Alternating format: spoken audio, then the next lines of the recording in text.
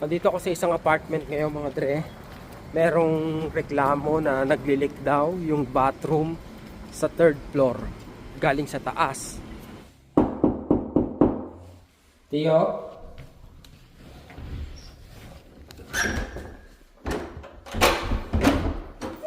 Hi. Cameraman, What's up? What's wrong? sorry, what's wrong? The ceiling is leaking in the apartment just up there. Apartment 3, no? Apartment 3. Yeah. I'm going to Sajoki and... Yeah. Yes, please. Oh?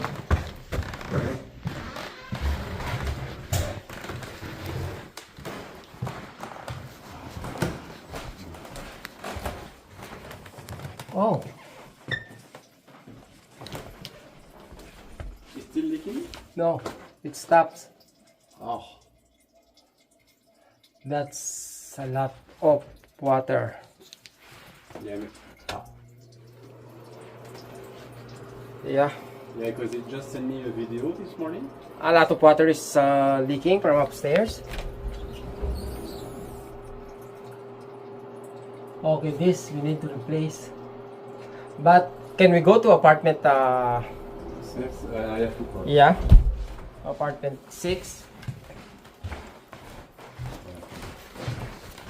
Baka na yung umapaw lang na tubig galing sa taas na apartment mga dreno. Usually ganun ang karaniwang ano eh. Pag sa toilet ang tumutulo, may nangyari sa taas mga dreno. Kasi nga magkakatapat lang naman yung toilet na ito eh.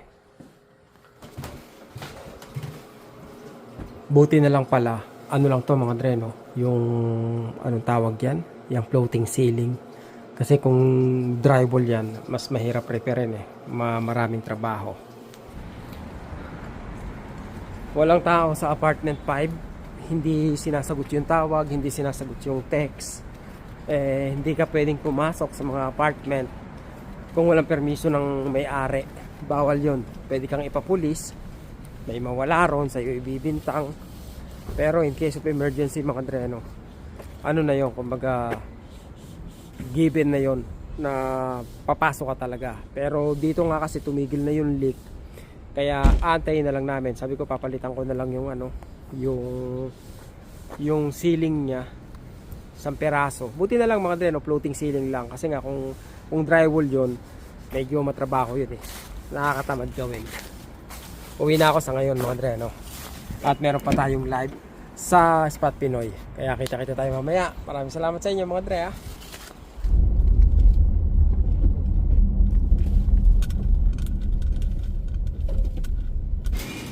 Diretso agad tayo rito sa ano, sa mga keso. Kasi yung gaya ng sabi ko sa inyo, yung keso mga dre, hindi aamagin sa akin yun. Ubus eh. Ubus agad eh. Asan ba yung binili ko? Mozzarella, Gouda yan mga dre, no? Gouda, Pagoda, ito. Ano to parang katulad nung, ano man tawag dito? Oo nga, yung queso di bola mga dre, no? Edam cheese. Magkano na lang? 5.16? Special ba yan? Ano ba yung inano ko? Ito, ganito pala yun, no? Special. Gouda, smoke. Okay kaya to? Saan ba ginawa to? Gusto kong makita minsan kung saan ginawa mga dre, no? Tigas naman nito. Ito yung ginagadgad eh, di ba? May Mantaler. Swiss cheese. Magkano naman to? Swiss cheese. Emmental 587. Siguro bibiling ko to mga dre, no? Made ano eh, product of Swiss eh. Ayan o.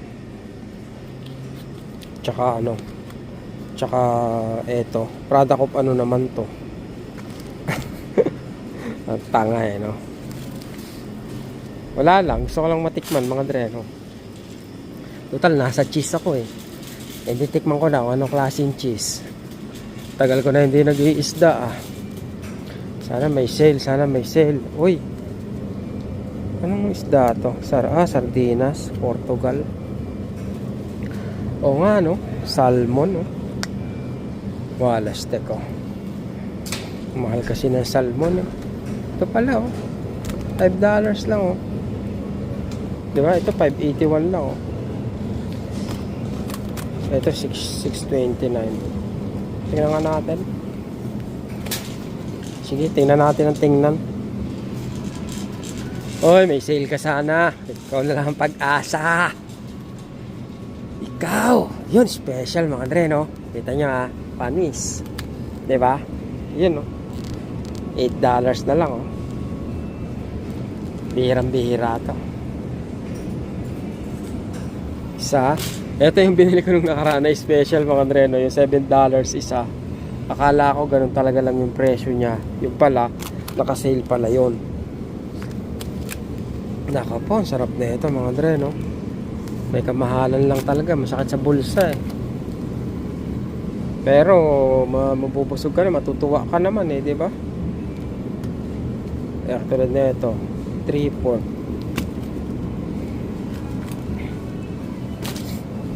Sarap kaya ito. Ito lang, umura lang, oh. Beef brisket. Kaya nga palambutin pala pag beef brisket, no? Ito mga ganito, oh. Paano kayang lutuin tong beef brisket na to? Pag-aralan ko nga yan. Ilan na steak natin? 1, 2, 3. Gastos na naman to mga Andre. Butasan na naman ang bulsa to. Mas madaming pot, mas masarap mga Andre.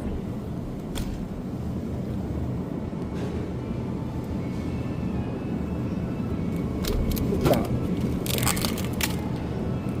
2.3. Kulang na kulang sa akin yan. Sa gutom ko palagi, kulang na sa akin yung mga ganyang ano eh, isang pirasong steak. Kailangan may kasama. Samaan mo ng mga 3 o 4 na itlog, solve na yun mga Andre, no? 69. Ubus din yung pinang part-time ko dun mga Andre, no? 2 oras na part-time, pero busog, di ba? Yan, no? Taas ng mga kondo, di ba? Uwi na tayo, makapagluto pa bago mag-live.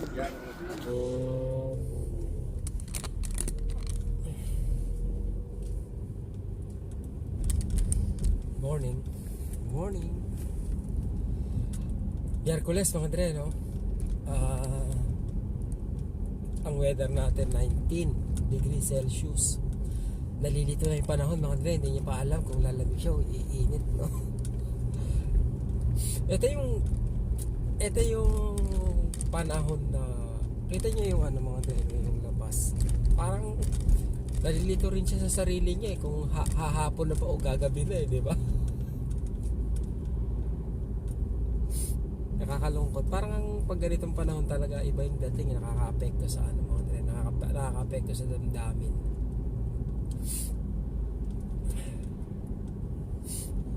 Pag laging makulimlim, di ba? Laging madilim.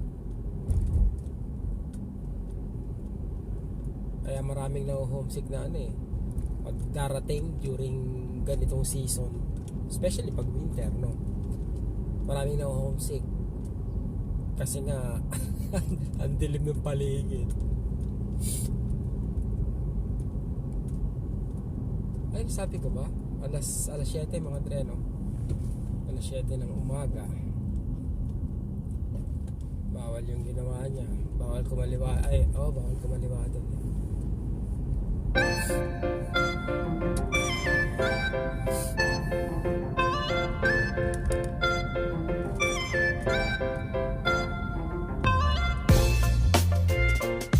Dito na tayo sa trabaho mga Andre, no? Yung travel time ko siguro mga 10 minutes. Let's say 10 minutes, no? Kung nagbus ako, okay, kailangan kong gumising ng mas maaga kasi kailangan kong matsyempuhan yung daan ng bus dun sa amin mga Andre, no? Maglalakad ako papunta sa bus station, siguro mga 5 minutes yon. Pagkatapos mag-aantay ako ng bus. Swerte ko pag hindi ko na-miss yung pagdaan ng bus. Kung napaaga ako, dapat lagi ako mas maaga actually para hindi ko siya ma-miss. Kung malate naman yung bus, pabor sa akin yon, 'di ba? Hindi pala pabor. 'Di ba kasi may posibilidad na malate din ako mga Andre, no? At let's say nakasakay ako ng bus, 'di ba? Kasi ang style ng bus dito mga Andre, no, ang dami niyang stop eh. Kaya yung travel time na ako, no, sa sarili kong sasakyan, papasok sa school, 10 minutes lang. Pero kung mag-bus ako, maaaring madoble yun. 20 minutes or 25 minutes sa dami ng stop, mga dreno. Pagkatapos, pagbaba ko sa babaan, maglalakad pa ako papunta rito sa school. Siguro mga 3 to 5 minutes uli. 'Di ba?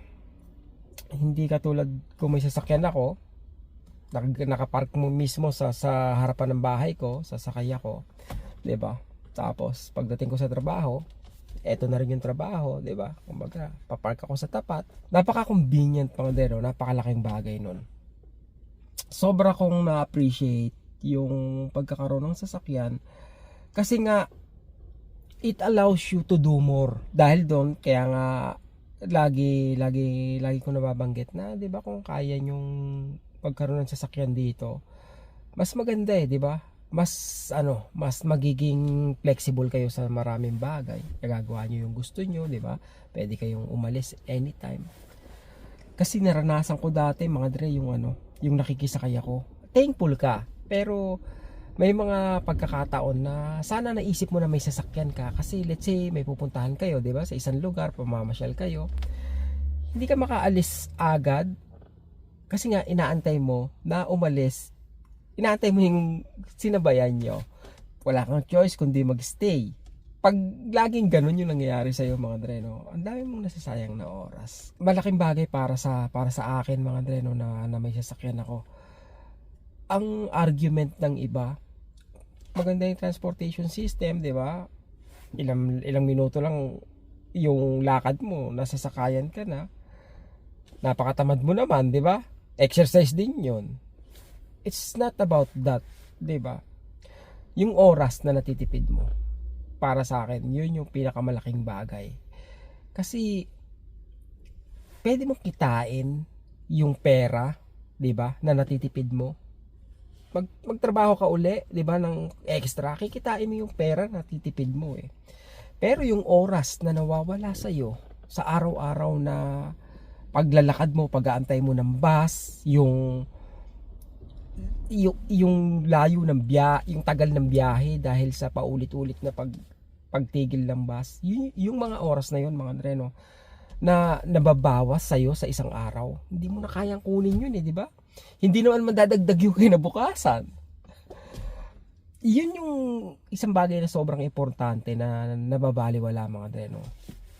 Kaya oo, mahal yung sasakyan, di ba? Pero yun yung presyo ng ng pagkakaroon ng maalwang buhay, di ba? Yung convenience ng pagkakaroon ng sasakyan. Yung sasakyan na to, after kong bayaran to, in the span of 6 years, magkano yung total? 40,000 yata, mga dre, no? $40,000. At more or less 40,000. Pagtapos kong bayaran to, sobrang swerte na ako kung ang value ng sasakyan na to is nasa 10,000 pa, di ba? Pero kung titingnan nyo, ang laki nung nawala sa akin, di ba? 30,000 more or less.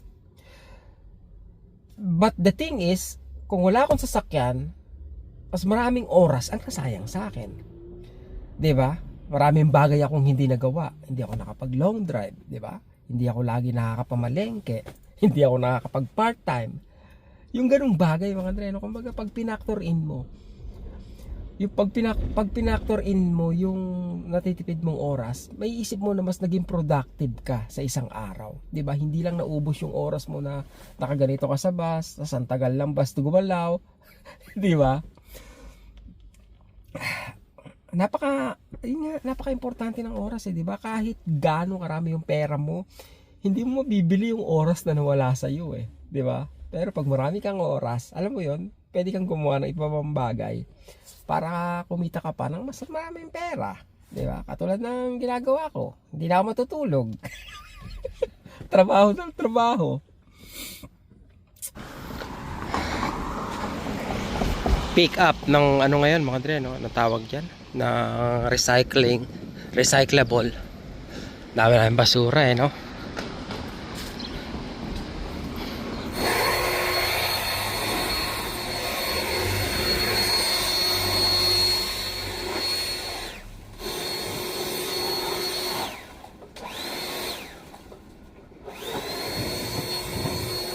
Meron ako nabiling, ano ba itong tawag dito mga re? Pepperoni o salami. Ano lang eh, $3 lang eh. Galing talaga siya sa Italy mga re, no? Ito ang aking ano, snack. Kaysa mag-donut ako mga dreno, ito na lang. Yung donut, pwede yun mga ano lang. Isang beses lang, 2 beses, sa isang araw. Hindi, ano lang. Siguro mga twice a week mga dreno. Ano ba to, plastic? Okay, yung balot niya. Yun oh.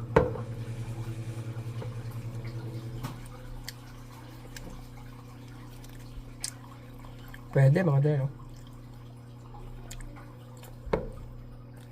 Roma, Italia. Ito yung binili nating $5 na salmon. Pagkatapos, ito yung giniling kong natira kahapon ng umaga. Tapos, dahil konti lang yan mga dreno, nagluto rin ako ng itlog na, ano man tawag yan, scrambled egg with bacon. Maraming nagtatanong, kanino ko daw nakuha yung diet na to, sinadjust daw ba ng doktor ko to.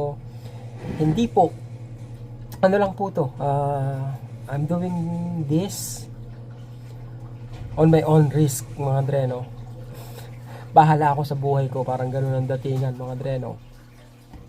Kasi may nag-comment, parang sabi niya hindi daw pumapayag yung doktor niya, hindi agree yung doktor niya sa diet na ganito mga dreno, parang all meat diet, carnivore diet.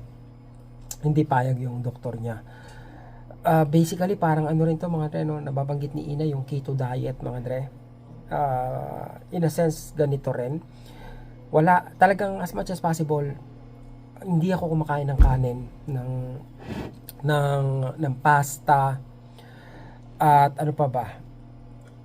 Siguro sa loob ng 2 buwan mga dreno, nakakain ako ng tinapay siguro mga 3 beses, and 3-4 na beses, and that's it mga dreno. Hindi pa ako tumitikim uli ng rice kahit anong mangyari.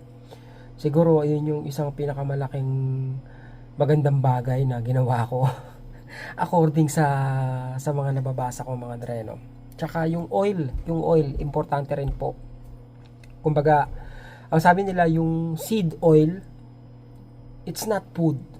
Kasi pag ininit mo siya na sobrang init, nagiging rancid daw siya mga dreno. Rancid, hindi ko nga sinearch yung meaning, pero yung word pa lang parang hindi na maganda pakinggan. Kaya iniwasan ko yung seed oils mga dreno.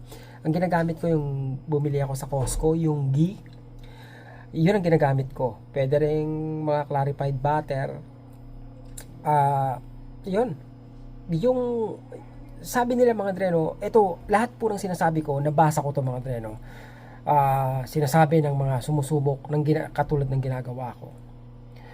Yung olive oil, maganda siya cold salad mga dreno. Hindi mo kailangang initin yung oil, lalagay mo sa salad, even avocado oil.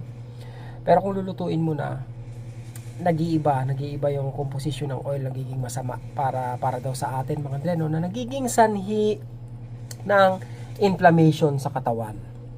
Hindi ako eksperto sa ganitong bagay, base lang yan sa mga binasa ko mga dreno. Disclaimer lang po, no. Kaya eto, diet ko, bahala ako sa buhay ko mga dreno.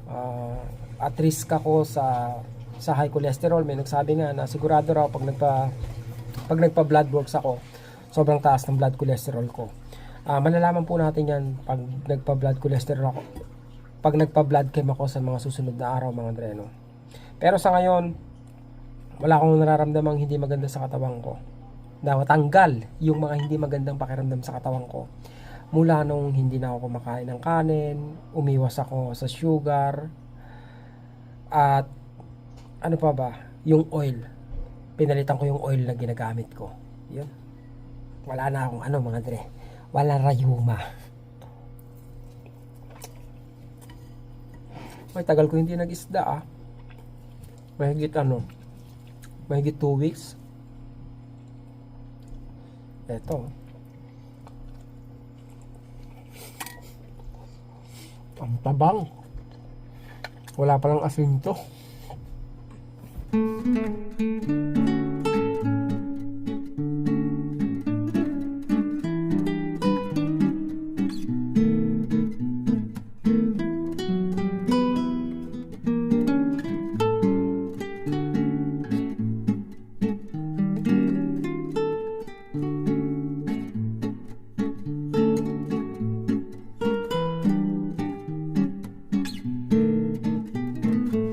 pare, no?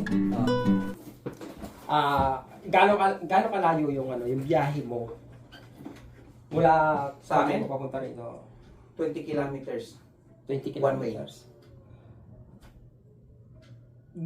Pag umaga walang traffic, ilang minuto? Mga nasa between 15 to 20. 15 to 20.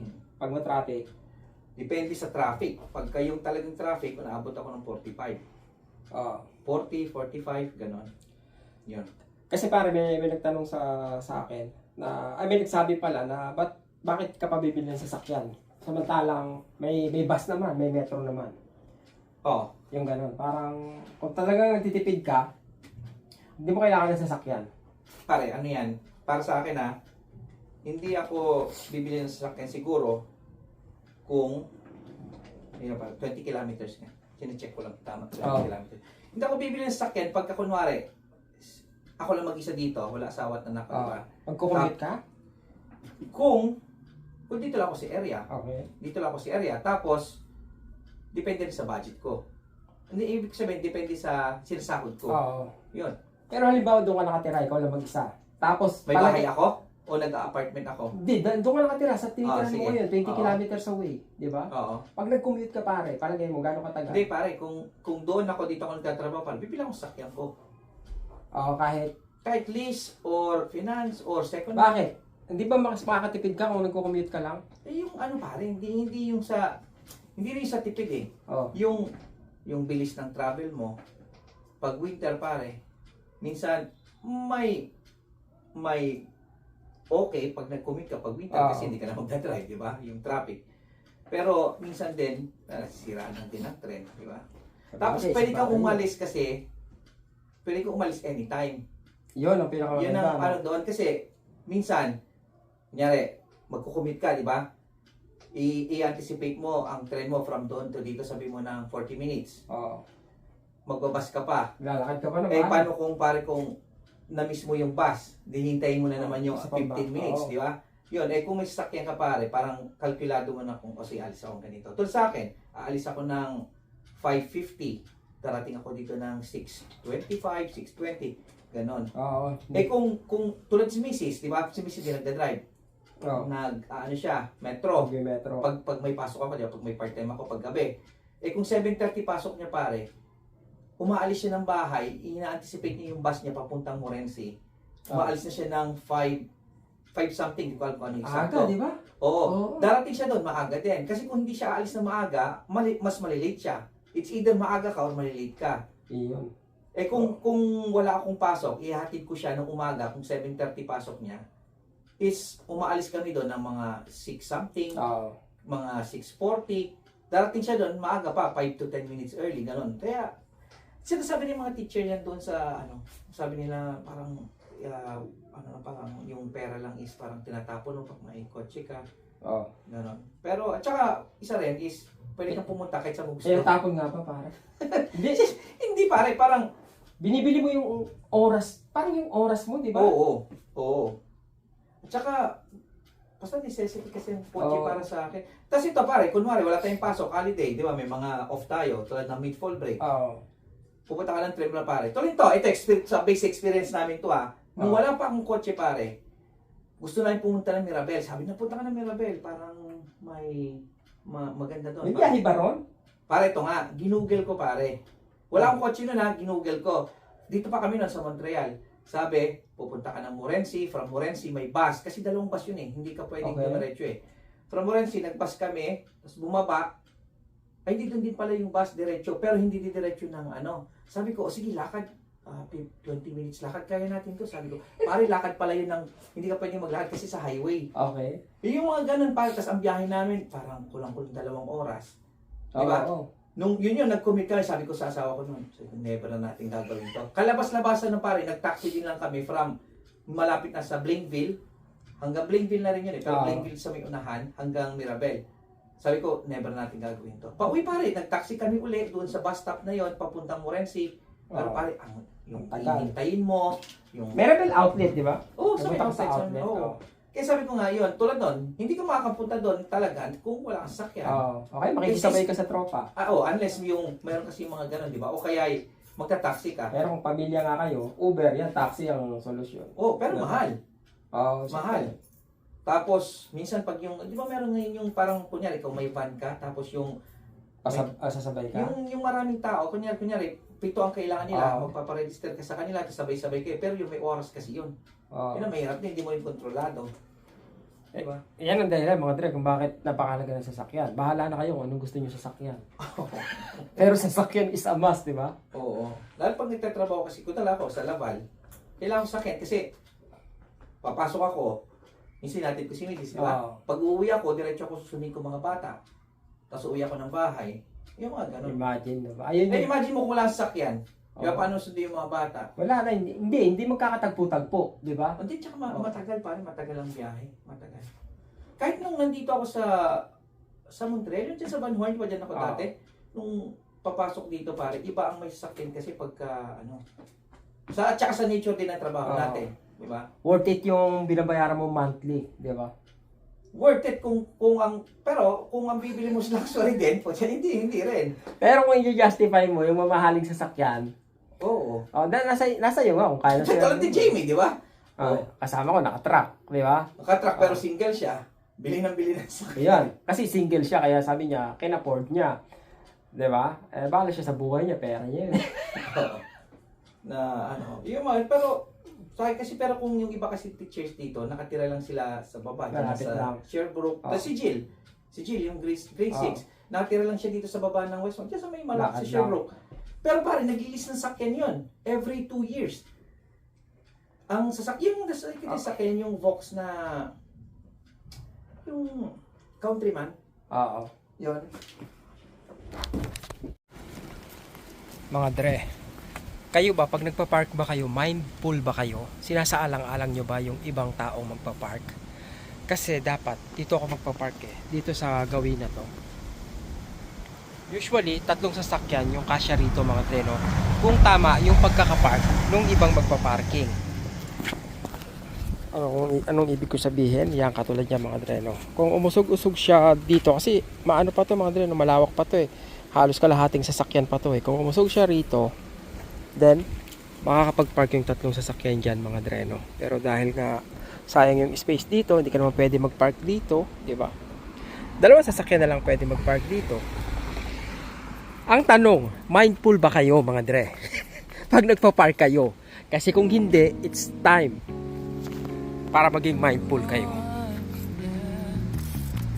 Wait, we don't have to start the day yet.